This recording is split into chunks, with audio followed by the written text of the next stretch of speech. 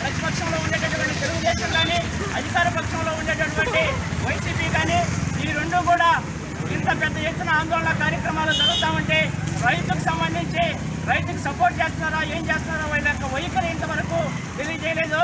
మీ యొక్క వైఖరిని తెలియజేయండి అని చెప్పేసి అధికార పక్షంలో ఉన్నటువంటి వైఎస్ఆర్ పార్టీని కొంతమంది పెద్దలు అడగడం జరిగింది.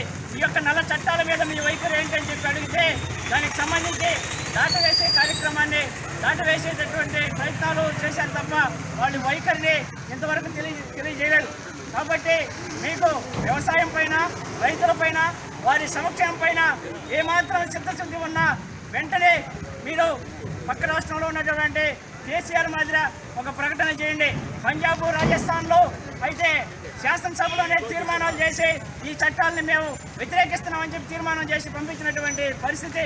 అట్లా కాకుండా మీకు చిత్తశుద్ధి ఉంటే రైతుల పక్షాన్ని ఉంటే మీరు కూడా అసెంబ్లీలో ఏకగ్రీవంగా తీర్మానం చేయాలని చెప్పేసి ఈ సందర్భంగా డిమాండ్ చేస్తా ఉన్నాం. అలాగే వడ్డిపల్లి చెంగయ్య భారత కమ్యూనిస్టు పార్టీ వెంకటగిరి నియోజకవర్గ కార్యదర్శిని.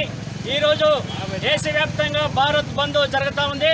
ఈ భారత్ బంద్ ఎందుకు జరుగుతూ ఉందంటే రైతు మెడకు ఉరితాళ్లు లాంటి 3 వ్యవసాయ చట్టాలని వెంటనే రద్దు చేయాలని చెప్పేసి డిమాండ్ చేస్తూ ఈరోజు 500 పైగా రైతు సంఘాలు అయితేనేమి, 25 రాజకీయ పార్టీలు అయితేనేమి, 40 దళిత సంఘాలు అయితేనేమి, వివిధ ప్రజా సంఘాలన్నీ కూడా మద్దతు తెలియజేసి ఈరోజు నరేంద్ర మోడీ ప్రభుత్వం మెడలు వంచేదానికోసంగా ఈ యొక్క బంద్ కార్యక్రమం జరుగుతూ ఉంది. ఈ బంద్ని జయప్రదం చేయాలని చెప్పి ఈ సందర్భంగా కోరుతాను. అలాగే ఈరోజు మన రాష్ట్ర పరిస్థితి చూస్తే మన రాష్ట్రంలో వైసీపీ అయితేనేమి, టీడీపీ అయితేనేమి ఈ రెండు కూడా ప్రతిపక్షంలో ఉండేటటువంటి టీడీపీ ఈరోజు రైతుల గురించి ఏం మాట్లాడుతూ ఉందంటే రైతులకి న్యాయం జరిగేంత వరకు మేము పోరాటం కొనసాగిస్తామని చెప్పేసి టీడీపీ చంద్రబాబు నాయుడు చెప్తా ఉన్నారు. అలాగే వైసీపీ ప్రభుత్వం ఏం చెప్తా ఉందంటే రైతులకి మేలు జరిగేంత వరకు రైతుల మేలు కోసం ఎంత దూరమైనా మేము పోతామని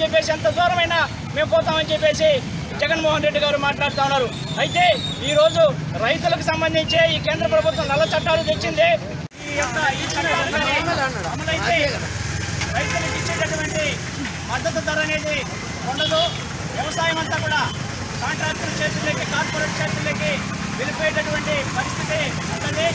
ఇక్కడ నిత్యావసర వస్తువులకు సంబంధించి కూడా మనం నిత్యం వాడేటటువంటి ఉప్పు, పప్పు, బియ్యం ఇవన్నీ కూడా ఎవరికి ఎంత వీలుంటే అంత నిల్వ చేసుకుని వాళ్ళకి అవసరమైనప్పుడు ధరలు విపరీతంగా పెరిగేదానికి అవకాశం ఉండేటటువంటి పరిస్థితి. కాబట్టి ఈ 3 చట్టాల వల్ల ఈ ప్రజానికానికి కూడా ఇబ్బంది చేకూరేటటువంటి పరిస్థితి ఉంది. రైతులకి నష్టం చేకూర్చేటటువంటి ఈ చట్టాలు రైతుల మీద పడేటటువంటి ప్రభావం ఇది దేశం మొత్తం ఉండేటటువంటి ప్రజానికం అందరి మీద కూడా పడేదానికి అవకాశం ఉంది. కాబట్టి ఈ